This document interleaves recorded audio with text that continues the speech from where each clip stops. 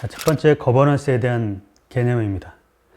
제가 지난 코로나 사태가 이탈리아를 휩쓸기 직전에 이곳을 갔다 왔는데요. 자, 이탈리아 중부 지역에 있는 시에나라는 도시입니다. 이 시에나에 저 멀리 보이는 팔라조 퍼블리코라고 하는 14세기의 궁전을 방문하기로 그렇게 마음을 먹었습니다. 저 기둥이 이제 보이네요. 자, 이 건물이 팔라조 퍼블리코라는 14세기의 궁전이지만 현재는 시에나시의 시청사로 쓰고 있습니다. 그러니까 경복궁에 서울시청이 있는 거나 마찬가지죠. 자, 저 시계탑 바로 아래에 있는 이 작은 건물이 성당입니다. 14세기에 흑사병이 종료됐다라는 것을 기념해서 만든 성당인데요.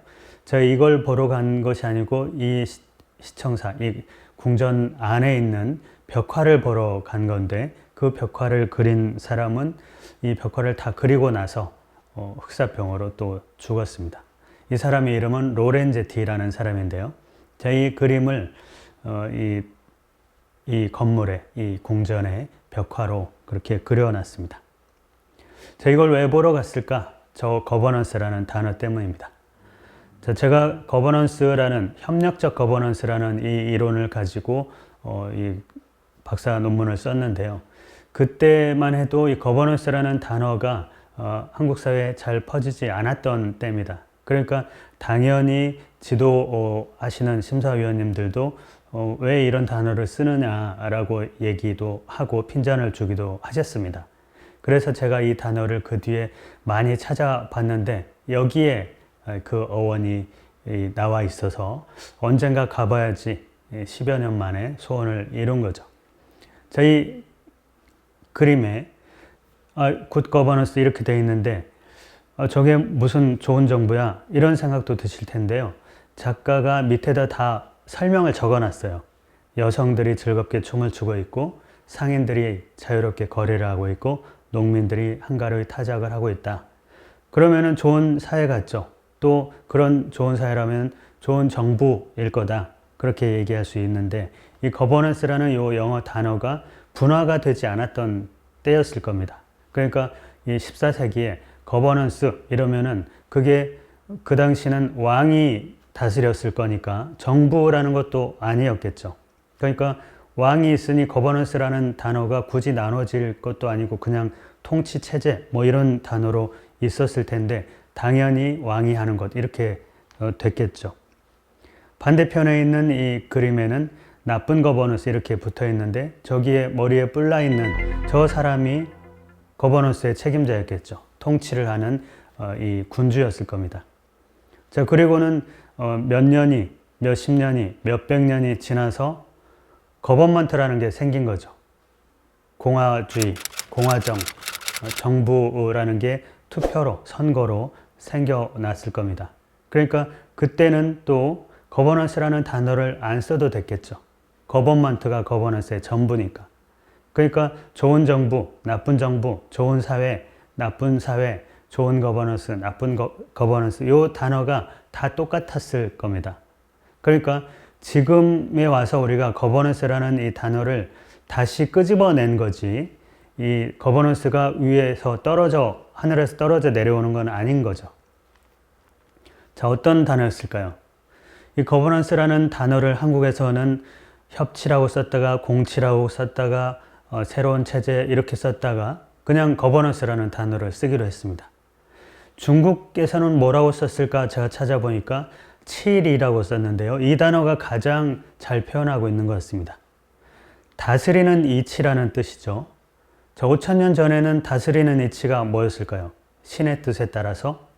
500년 전에는 조금 전에 우리가 그림 본 것처럼 군주의 뜻에 따라서. 200년 전에는 뭐였을까요?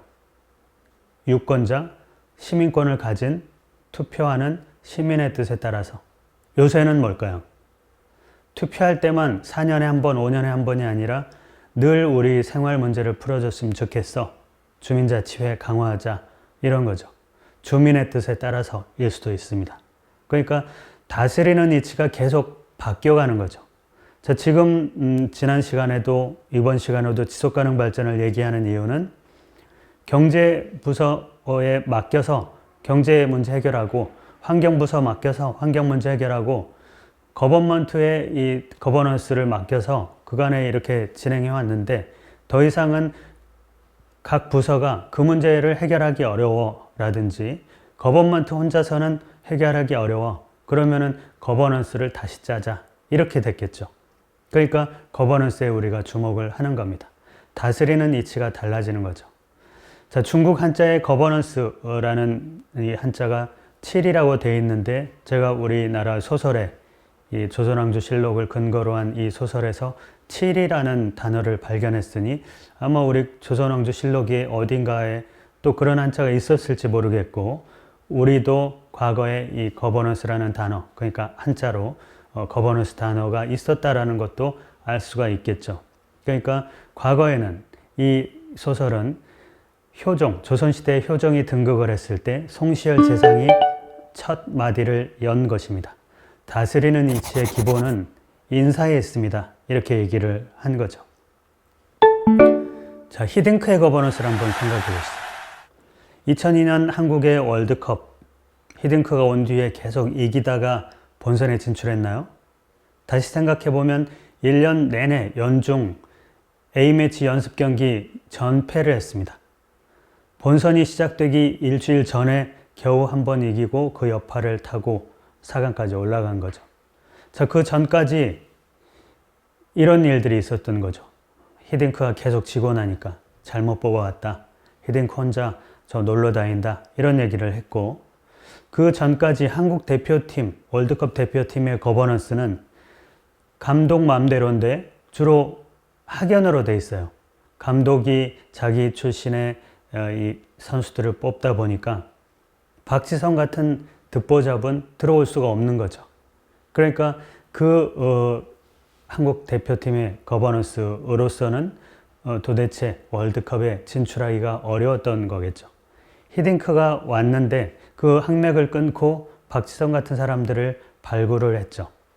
자, 그때까지 한국 대표팀의 감독들은 코치와 선수와 함께 뛰었습니다. 러닝 코치가 따로 있는데도 감독은 작전을 잘 짜면 되는데, 그러다 보니 히딩크가 50일씩 유럽에 가 있던 것을 이해를 못하는 거죠. 히딩크가 왜 갔겠습니까? 휴가를 떠난 게 아니었습니다. 그 당시에 IOC 위원이었던 정몽준 회장이 내가 다 막아줄 테니까 본선에서 1승만 해다오, 이게 주문이었어요. 자, 1승만 해다오인데 우리 조는 유럽 강팀하고 짜여져 있었습니다. 유럽 팀들을 봐야 전략을 짤 수가 있죠. 비디오 판독하면 안 돼? 안 되는 거죠. 거기에서는 대형 진열만 볼 수 있을 뿐, 현장을 가야 감독이 뭐라고 얘기를 하면 선수들이 뛰기 시작할까, 이거를 보러 간 거죠. 자, 50일씩 비워가면서 그 경기들을 보고 드디어 돌아와서 월드컵 본선 일주일 전에 선수들이 드디어 감독의 작전을 이해하기 시작했겠다, 이런 생각을 해볼 수 있는 거죠. 그래서 드디어 마지막 경기를 이기고 4강까지 올라간 거죠. 그냥 기운이 모아지었다라고 생각할 수 없는 겁니다. 그만큼 지금은 거버넌스 자체가 중요하다라는 거죠. 정부에 맡기면 되고, 대통령에 맡기면 되고, 시장에 맡기면 되는 시대가 아니고, 문제의 영역이나 문제의 성격이나 너무 복잡해지고 다양해지고 풀기 어렵기 때문에 정부 혼자, 시장님 혼자, 대통령 혼자서는 풀 수 없다라는 것이 이 거버넌스를 다시 들여다보자라는 그 의미입니다. 자, 문제의 영역들을 제각기 봐서는 안 되겠다. 그래서 통합적으로 보자라는 것이 지속가능 발전이라는 뜻이었는데요. 자, 우리가 전 시간에 9개 주요 그룹이 모이고, 또 최근에 와서는 엠고스, 더 많은 이해 당사자들이 모이는, 그걸 필요로 한다라고 얘기했죠. 그게 거버넌스입니다. 기존에는 거버넌스, 그러면은 각국의 대표들이 자기 정부 정책을 펴나가면 되는 것, 이렇게 했지만, 그래가지고는 현재의 지구의 여러 위기들을 극복할 수가 없기 때문에 좀 더 다양한 그룹들이 모여서 이 거버넌스 틀 안에 들어와가지고 새로운 협력 구조를 만들어내야 이 지속가능 발전을 이룰 수 있습니다. 그 얘기거든요. 그러니까 지속가능 발전을 이루는 틀은 거버넌스를 다시 구성하는 거다. 그렇게 볼 수 있는 겁니다. 그래서 협치라고 하는 것이 협력적인 원리로 다스리는 것, 협력적 거버넌스 이렇게 보는 건데 다양한 그룹들이 모여 있으면 서로 십시일반 서로 협력을 잘 해야 문제를 해결하는 거죠.